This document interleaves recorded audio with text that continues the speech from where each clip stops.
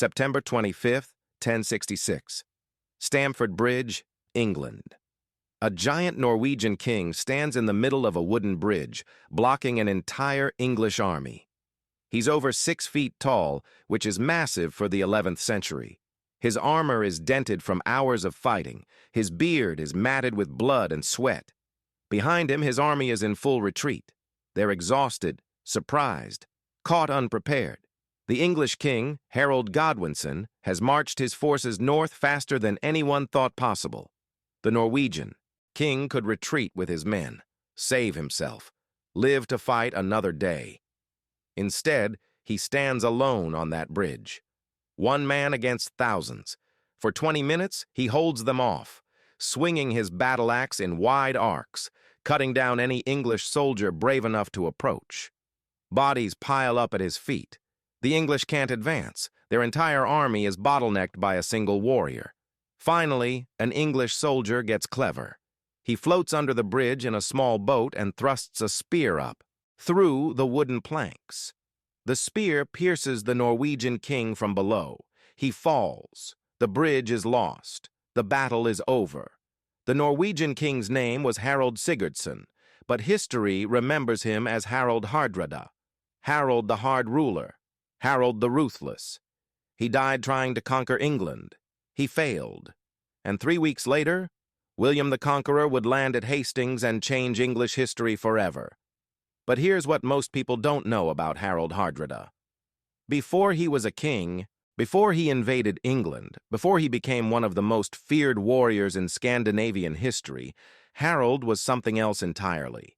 He was a mercenary, a soldier of fortune, a Viking warrior who traveled 3,000 miles from Norway to Constantinople, the greatest city in the world, to serve as bodyguard to the Byzantine emperor. For 15 years, Harald Hardrada fought not in the cold forests of Scandinavia, but in the burning deserts of the Middle East, the mountains of Bulgaria, and the sun-drenched islands of Sicily. He was part of the Varangian Guard, an elite unit of Viking warriors who became the personal protectors of Byzantine emperors, the most feared soldiers in the Eastern Roman Empire. This is the story of how Vikings from the frozen north ended up protecting Greek emperors in the richest city on earth, how they traveled impossible distances through hostile territory to reach Constantinople, how they became legends in a foreign land, and how one of them, Harald Hardrada, used that experience to almost change the course of European history. In this video, you'll discover the incredible journey Vikings took through the rivers of Russia to reach the Byzantine Empire. You'll learn how the Varangian Guard was formed and why emperors trusted foreign warriors more than their own people. You'll follow Harald Hardrada through his Mediterranean adventures, fighting Muslims in Sicily, crushing rebels in Bulgaria, and accumulating enough wealth to buy a kingdom. And you'll understand how this chapter of Viking history connects to one of the most important dates in all of medieval European history, 1066. To understand how Vikings ended up in Constantinople, we need to go back about 200 years before Harald. Back to the beginning of the Viking Age. Back to when Scandinavian warriors first discovered there was a route east. The year is 860 A.D. Constantinople, the capital of the Byzantine Empire, is under attack. But not from the usual enemies. Not from the Persians, who the Byzantines have been fighting for centuries. Not from the Arabs who conquered half the empire just 200 years earlier. The attack is coming from the north, from the Black Sea, and the attackers are people the Byzantines have never encountered before. 200 ships, maybe more, appear in the Bosphorus. Long ships, sleek, fast, terrifying. The warriors aboard them are tall, blonde, bearded. They speak a language no one in Constantinople understands. They wear mail armor and carry axes and swords. The Byzantine chronicles call them Rus, the same word that will eventually give Russia its name. These warriors are Scandinavians, Swedes mostly, Vikings who have been pushing east instead of west. While their Norwegian and Danish cousins are raiding England, Ireland, and France, these Swedish Vikings have discovered something equally valuable: a river route. From the Baltic Sea, down through the rivers of what's now Russia and Ukraine, all the way to the Black Sea. From there, just a short sail to Constantinople. It's an incredibly long journey. We're talking about traveling over 1,500 miles through hostile territory, portaging boats between rivers, fighting Slavic tribes, navigating rapids, surviving brutal winters. But the reward? Constantinople, the richest city in the world. A city so wealthy it makes every Viking settlement look like a fishing village. A city with more gold, silk, spices, and treasure than anything Scandinavians have ever seen. The 860 attack on Constantinople fails. The Byzantine navy drives the Rus away. But this first encounter introduces the Byzantines to something important. These northern warriors are fierce, they're skilled, they're fearless, and they can be hired. Over the next century, more and more Vikings travel the eastern route. They establish trading posts along the rivers. They intermarry with Slavic populations. They create hybrid Norse-Slavic societies that will eventually become the foundation of medieval Russia and Ukraine. The city of Novgorod is founded by Swedish Vikings. Kiev becomes a major Russ's trading center. The entire network of territories controlled by these Scandinavian adventurers becomes known as the Kievan Rus. And every year, some of these Vikings continue south. Not to raid Constantinople, but to trade with it, and increasingly, to serve it. By the late 10th century, Byzantine emperors are regularly hiring Russ's warriors as mercenaries. They're expensive, but they're worth it. They're loyal to whoever pays them. They don't have political connections in Constantinople that might make them dangerous, and they're absolutely terrifying in battle. Then, in 988 AD, something happens that changes everything. Emperor Basil II has a problem, a big problem. There's a rebellion. Two generals, Bardas Phocas and Bardas Skleros, have raised armies and are marching on Constantinople. They have more soldiers than Basil. They have the support of powerful noble families. Basil is young, relatively inexperienced, and in serious danger of being overthrown. He needs help, fast. Basil sends an urgent message north, to Vladimir, the Grand Prince of Kiev. The message is simple. Send me warriors, as many as you can, and I'll give you whatever you want. Vladimir agrees, but his price is high. He wants Basil's sister, Anna, as his wife. This is a shocking demand. Byzantine princesses don't marry foreign barbarians, ever. It's beneath their dignity. But Basil is desperate. He agrees, with one condition. Vladimir must convert to Christianity, proper Orthodox Christianity, not the pagan gods he currently worships. Vladimir agrees, and he sends 6,000 warriors south to Constantinople. These aren't ordinary soldiers. These are the most experienced, most skilled, most dangerous Viking warriors in the Russ's territories. Men who have spent their entire adult lives fighting. Men who will do absolutely anything for gold. When these 6,000 warriors arrive in Constantinople in 988, they change the balance of power immediately. Basil unleashes them against the rebel armies. The Vikings smash through the rebel lines like a hammer through glass. The rebellion is crushed. Bardas Phocas is killed in battle. Bardas Skleros surrenders. Basil is so impressed with these northern warriors that he makes a decision that will shape Byzantine military history for the next century. He creates a permanent unit of elite soldiers recruited from Scandinavia and the Russ's territories. He places them under his direct command. They answer to no one but the emperor himself. He calls them the Varangian Guard. The word Varangian probably comes from an Old Norse word meaning sworn men, or oath sworn. These warriors take a personal oath of loyalty to the Byzantine emperor, not to the Byzantine Empire, not to the Byzantine people, but to the emperor as an individual. And the oath is binding until death. Before we continue with this story, a quick request. If you're finding this fascinating and want more people to discover this incredible piece of Viking history, leave a like on this video. It really helps the channel grow and allows me to keep bringing you these deep dives into the past. And if you enjoy history told differently with the details they don't teach in school, subscribe and hit the notification bell. I make videos like this every week. All right? Let's talk about what it was actually like to be a Varangian Guard in Constantinople. Imagine you're a young Viking warrior from Norway or Sweden in the year 1000 AD. You've heard the stories. Stories from warriors who've returned from the East with unimaginable wealth. Gold arm rings, silver coins, Byzantine silk. Stories about Constantinople, a city so large it makes every Scandinavian town look like a joke. Stories about the Emperor's Guard, where a single year of service pays more than a lifetime of farming in Scandinavia. You decide to go. You're young, you're strong, you're skilled with an axe. Why spend your life fishing in some frozen fjord when there's gold to be made in the south? So you join a trading expedition heading east. You travel down the rivers of Russia. You portage your boat between river systems. You fight off bandits. You survive rapids and storms and disease. It takes months, maybe a year, but eventually you reach Kiev. From there, you continue south to the Black Sea, then along the coast to the Bosphorus, and then you see it, Constantinople. The walls are the first thing you notice. Massive stone fortifications that stretch for miles.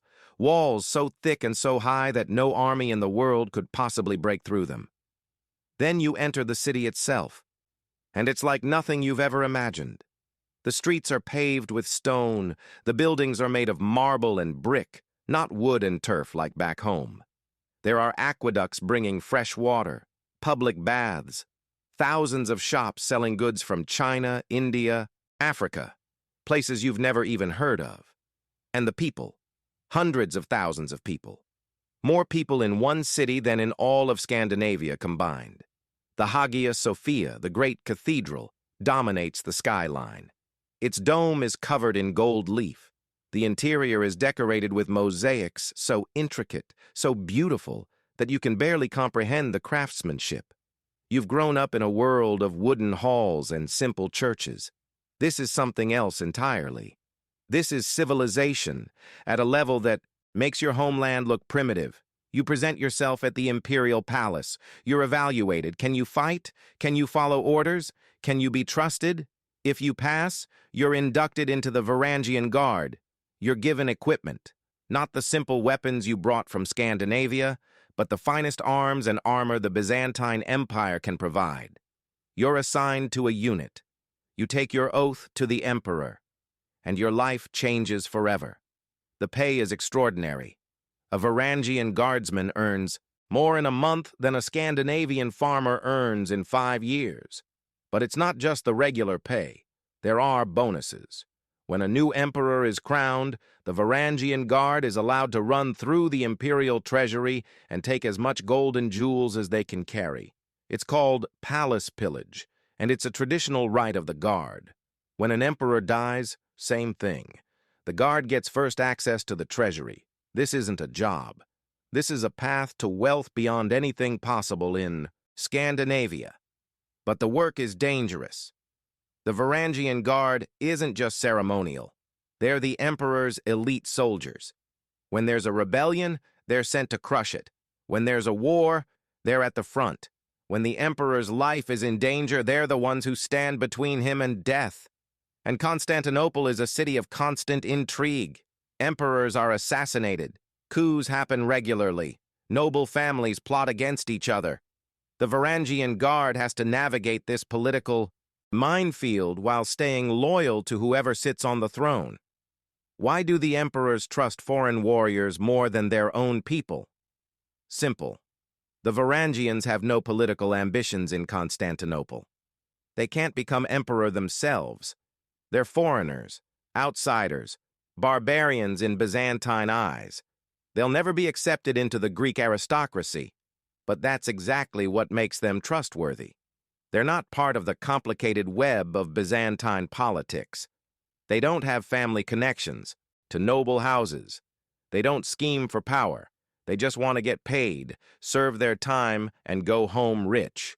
This makes them the perfect bodyguards. The Varangians develop a reputation. They're fierce in battle. They favor the two-handed axe, a weapon that Byzantine soldiers don't typically use. In close combat, a Varangian with a battle axe is absolutely devastating. They're also known for their loyalty. There are stories of Varangian guardsmen dying to the last man defending an emperor. Stories of them fighting on even when the battle is clearly lost, because they swore an oath. But they're also known for being heavy drinkers, for being crude and uncivilized by Byzantine standards, for brawling in taverns, for being difficult to control when they're not on duty. The Byzantine aristocracy looks down on them. These northern barbarians, these unwashed warriors who can barely speak Greek, who worship a strange version of Christianity, or sometimes still cling to pagan gods. But they also fear them.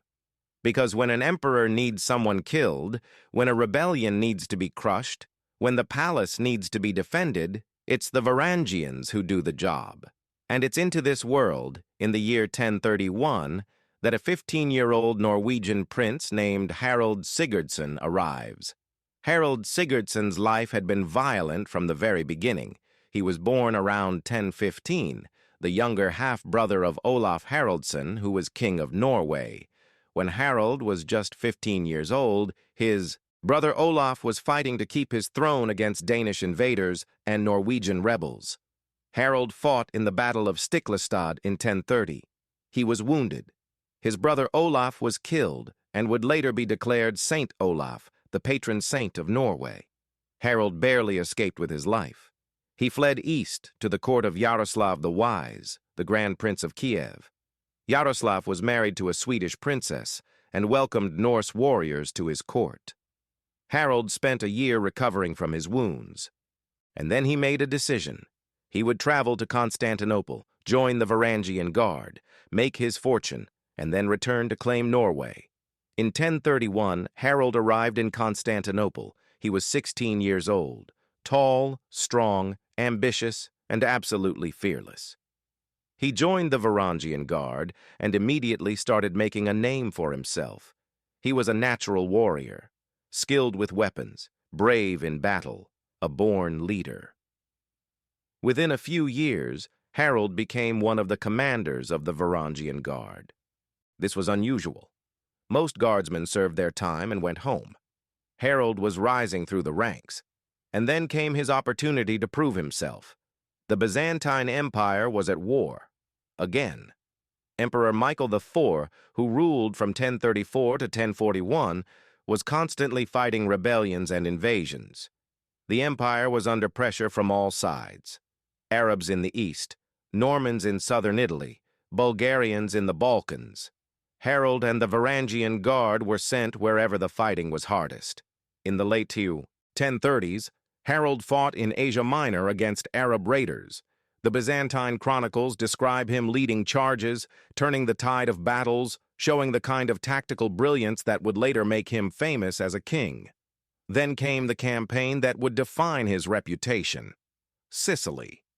The Byzantine Empire still controlled parts of southern Italy and Sicily in the 1030s, but they were losing ground to a new enemy: the Normans. Viking descendants who had settled in northern France, become Christian, adopted French customs, and were now conquering their way through Italy. In 1038, Emperor Michael sent an army to Sicily to try to hold the island. Harald and the Varangian Guard were part of that army. The campaign was a disaster from a strategic perspective. The Byzantines ultimately lost Sicily, but for Harald personally, it was incredibly profitable. The sagas describe Harald capturing multiple fortified towns in Sicily, not through long sieges, but through clever tactics. In one story, he pretends to be dead.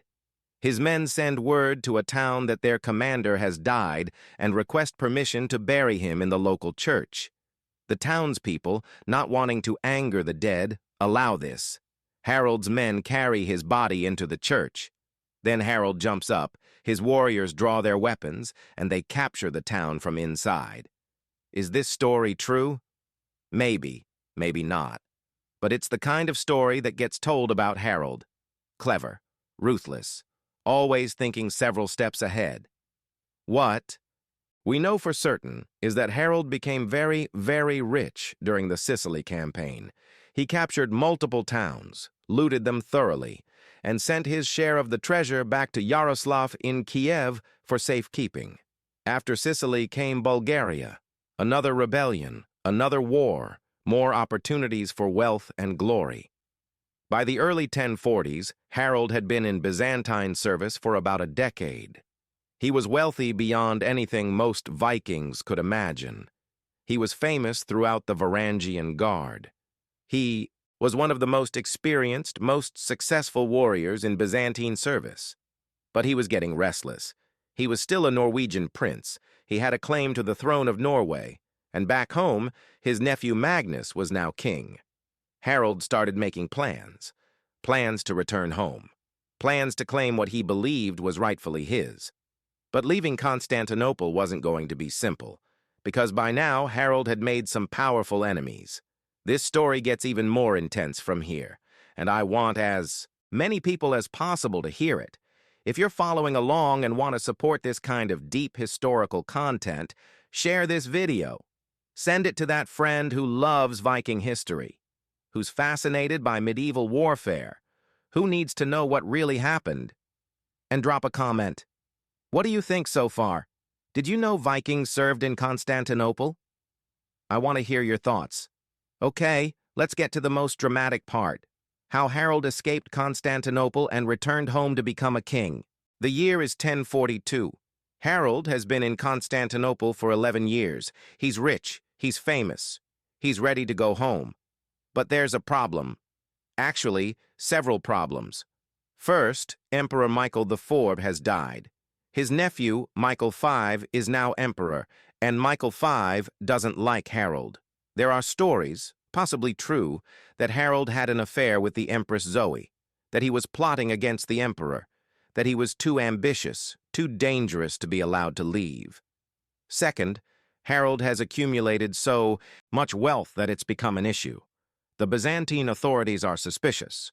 Did he steal from the imperial treasury? Did he take more than his share during campaigns? Where exactly did all this gold come from? Harald is arrested, thrown in prison, charged with embezzlement and treason. This is where the saga accounts become almost fantastical. They describe Harald escaping from prison with the help of a noblewoman, capturing Emperor Michael V, blinding him. Blinding was the standard. Byzantine punishment for deposed emperors. It disqualified them from ruling but wasn't technically execution. Modern historians are skeptical of these details, but we know the basic outline is true. In 1042, there was a massive uprising in Constantinople against Emperor Michael V. The people rioted. The Varangian Guard stayed neutral, neither protecting Michael nor joining the rioters. Michael V was deposed, blinded, and sent to a monastery.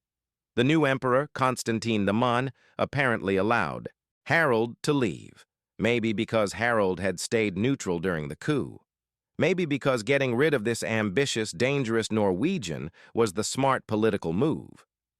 Whatever the reason, in 1043, Harald sailed out of the Bosphorus for the last time. He was 28 years old. He'd spent 12 years in Byzantine service. He was carrying enough wealth to fund an army. Harald sailed back up through the Black Sea, up the rivers of Russia, back to Kiev. There, he collected all the treasure he'd sent to Yaroslav over the years. The total amount was staggering.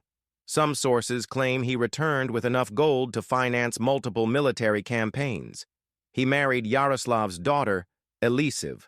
This was a huge political marriage. Yaroslav was one of the most powerful rulers in Eastern Europe. The marriage gave Harald legitimacy, connections, and additional resources. Then Harald returned to Scandinavia. But not to Norway. Not yet. Because his nephew Magnus was still king, and Magnus wasn't going to just hand over the throne. Instead, Harald went to Sweden and Denmark and started recruiting warriors. Men who'd heard stories about his adventures in Constantinople. Men who wanted to serve a leader with proven military success. Men who were attracted by the gold Harald could pay them. By 1045, Harald had an army, and he was ready to claim Norway. Initially, Magnus tried to fight him, but Magnus was also dealing with wars in Denmark. The two eventually negotiated a peace. They would rule Norway jointly. Magnus would keep Denmark. They would be co-kings. It was an uneasy peace, but it lasted until 1047, when Magnus died suddenly. Maybe from an accident, maybe from disease. The sources aren't clear. With Magnus gone, Harald became sole king of Norway. He was 32 years old, and he would rule for the next 19 years. Harald's time as king is a whole other story. He was a harsh, effective ruler. The nickname Hardrada, hard ruler, wasn't given affectionately. He crushed rebellions brutally. He centralized power. He fought constant wars with Denmark for control of Scandinavia, but he was also an effective king. He strengthened Norway's economy. He founded Oslo. He built alliances through marriage. His court attracted poets and scholars. And all of this was funded by the fortune he'd made in Constantinople. The gold of Byzantium paid for Norway's armies, Norway's ships, Norway's expansion. By 1066, Harald was in his 50s. He'd been king for nearly 20 years. He was wealthy, powerful, and still ambitious. When the King of England, Edward the Confessor, died without a clear heir, Harald saw an opportunity. He had a tenuous claim to the English throne through old agreements between previous kings. It was a weak claim, but Harald had never let little details like that stop him. He assembled a massive invasion fleet, 300 ships, between 9,000 and 15,000 warriors, one of the largest Viking invasions of England ever assembled. In September 1066, Harald invaded northern England. He won his first battle easily, defeating the local English earls at Fulford. York, the great northern city, surrendered without a fight. Harald had won, or so he thought. What he didn't know was that the English king, Harald Godwinson, was marching north with his army, faster than anyone expected, covering nearly 200 miles in less than a week. On September 25, 1066, Harald Godwinson's English army surprised Harald's forces at Stamford Bridge. The Norwegians weren't ready. Many weren't even wearing armor. They thought they had more time. The battle was brutal. The Norwegians fought desperately. And according to legend, at one point, Harald Hardrada himself stood on the bridge, holding off the entire English army single-handedly. The details might be exaggerated, but what's certain is that Harald died that day, shot through the throat with an arrow, according to some sources, killed in the chaos of close combat, according to others. His son Olaf survived. Out of 300 ships that came to England, only 24 sailed home. It was one of the most devastating military defeats in Norwegian history. And 3 weeks later, William the Conqueror landed at Hastings. Harald Godwinson, exhausted from fighting Harald Hardrada, marched south to fight William, and lost, and died. The year that changed England forever. And it all started with a Viking who'd once protected Byzantine emperors. So what happened to the Varangian Guard after Harald left? The Guard continued for another 200 years, through the rest of the 11th century, through the 12th century, into the 13th century. They remained the elite bodyguards of Byzantine emperors. But the nature of the Guard changed. After 1066, there was a sudden influx of new recruits, English and Anglo-Saxon warriors who refused to live under Norman rule after William's conquest. They fled England and made their way to Constantinople, where they joined the Varangian Guard. By the late 11th century, the Varangian Guard was predominantly English-speaking rather than Norse-speaking. They preserved English traditions and language in Constantinople for generations. There are even stories of English guardsmen singing English songs in the streets of Constantinople, maintaining their cultural identity thousands of miles from home. The Guard fought in the Crusades. When Western European crusaders arrived in Constantinople in the 1090s, heading to Jerusalem, they were greeted by English and Scandinavian warriors serving the Byzantine emperor. Imagine the confusion. But the Byzantine Empire was declining. Slowly, inevitably, it was losing territory to Turks in the east and Normans in the west. The economy was weakening. The military was shrinking. The final blow came in 1204.